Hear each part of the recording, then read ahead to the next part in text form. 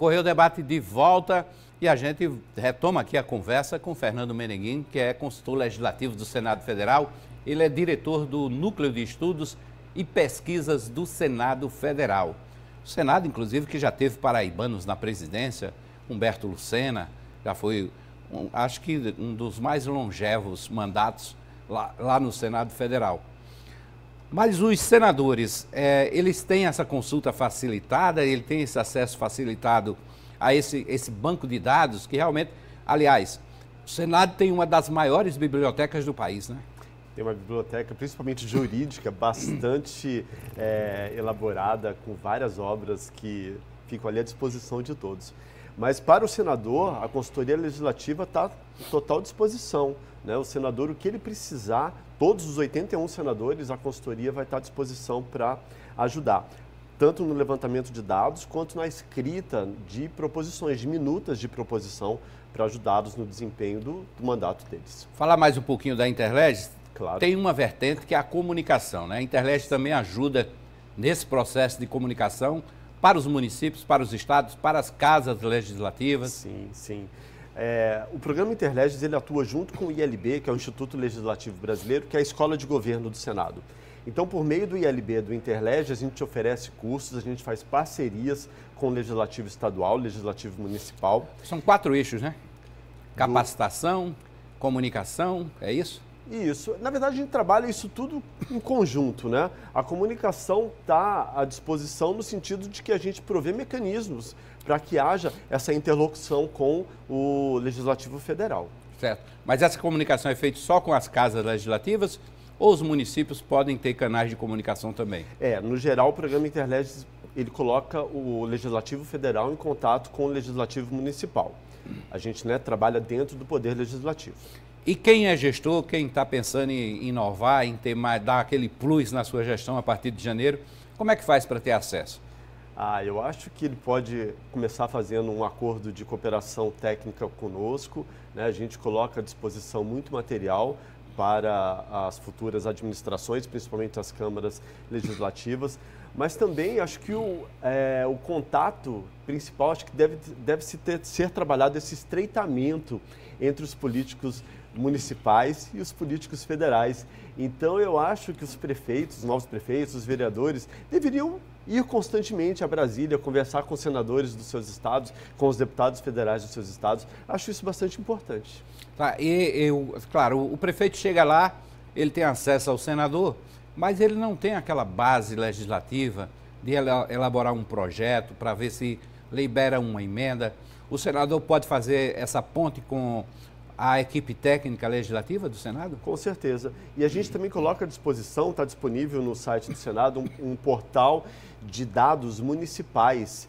E para cá, você entra lá, o município que você quiser, você acessa diversas informações sobre a população, informações econômicas do município. Isso está disponível no site do Senado, que faz então esse serviço também de agregação de informações para todos os municípios brasileiros. Ô Fernando, hoje estava prevista a participação do ex-ministro Maílson da Nóbrega, né? Foi, exatamente. Paraibano, inclusive. Exatamente. Hoje, no nosso congresso da Associação Brasileira de Direito e Economia, nós ouvimos uma palestra do ex-ministro Maílson da Nóbrega, uma palestra excepcional, onde ele falou sobre a necessidade de reforma orçamentária.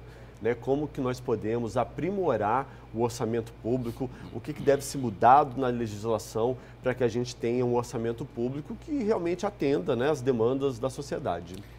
Criou-se vários dispositivos da inovação, por exemplo, emenda PIX, né, emenda de relator, seja qual for a denominação que elas recebem. Mas, na verdade, tem, inclusive, as impositivas que não existiam, Sim. Pelo menos 10 anos atrás, não existia essa tal de emenda impositiva. Sim. E elas chegaram para fazer essa mudança nos orçamentos das casas legislativas e, claro, que isso replica também nos legislativos estaduais. Sim. Né?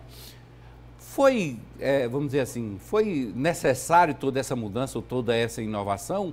Ou isso faz com que o legislativo, de uma forma geral, tenha mais poder e mais soberania do que o executivo, por exemplo? Essa discussão ela é complexa, mas eu acho que uma parcela do orçamento, de alguma maneira, tem que estar à disposição para os parlamentares, porque eles que estão em contato com a base, né? Eles estão vendo as necessidades dos municípios, do seu estado.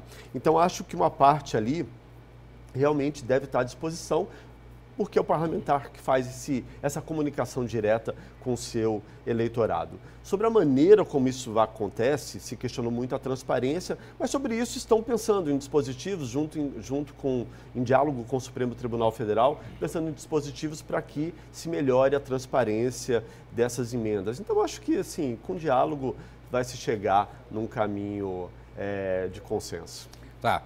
Em relação ainda a os senadores vão discutir regulamentação da reforma tributária. Sim. Que aí é outro tema que envolve direito, envolve economia, né? E essa regulamentação, na sua avaliação, pelo que você tem visto, sai esse ano ainda, não?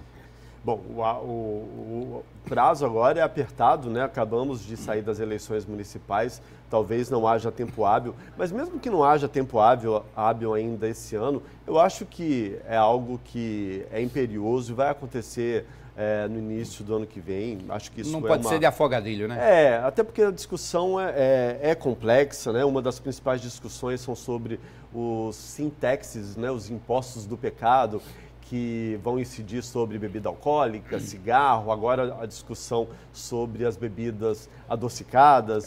Então, mas essa é uma discussão que eu considero, inclusive, muito perigosa, porque tem toda uma cadeia produtiva. Por exemplo, você pegar um estado como Paraíba, que é referência na produção de cachaça artesanal, fatalmente vai incidir uma carga de imposto muito grande sobre essa produção. Tá. E os alambiques artesanais não vão suportar. Entendi. A tributação de bebidas alcoólicas, no geral, ela já é bem alta, né? Não sei se vai ficar maior ou não, mas isso a análise econômica do direito ajuda bastante, porque vão ser estudados os impactos, e conforme você disse, em toda a cadeia. Então, você consegue, né, saber qual seria o imposto mais ideal. Essa discussão vai ser feita e acho que todos os impactos vão ser avaliados. Ainda dentro dessa reforma tributária, é a questão da criação desses impostos, né, desses 3 impostos novos que são criados em substituição aos demais. E o que os estados questionam é exatamente a repartição desses tributos para ficar parte com a União, parte com os entes federados. Sim. Né? Isso vai levar um grande tempo para polêmica essa discussão, não, Fernando? Para equacionar tudo, para equacionar tudo, para chegar a um consenso. Houve um remanejamento de recursos e, como todo remanejamento, ainda é muito novo, né? Vai precisar se trabalhar para que isso seja balanceado. Mas acho que isso consegue ser feito em âmbito do Fundo de Participação dos Estados, Fundo de Participação dos Municípios. Há mecanismos que, com o tempo, né, União, Estados e municípios vão conseguir chegar ali também num ponto comum. Só uma curiosidade, eu acho que a Interleges, quando eu conheci, ela era vinculada à primeira secretaria do Senado. Ainda continua? Ainda é. O programa Interleges, ele é vinculado ao primeiro secretário do Senado, sim. Mas é algo que cresceu tanto que todos os senadores, né, gostam de trabalhar conosco, porque estão interessados em levar o Senado aos seus municípios, né, os municípios que eles ajudam. Ok. Fernando Meneghino, obrigado pela presença aqui no Correio Debate, pela entrevista. Parabéns, boa sorte. Eu que agradeço, Hermes. Muito obrigado.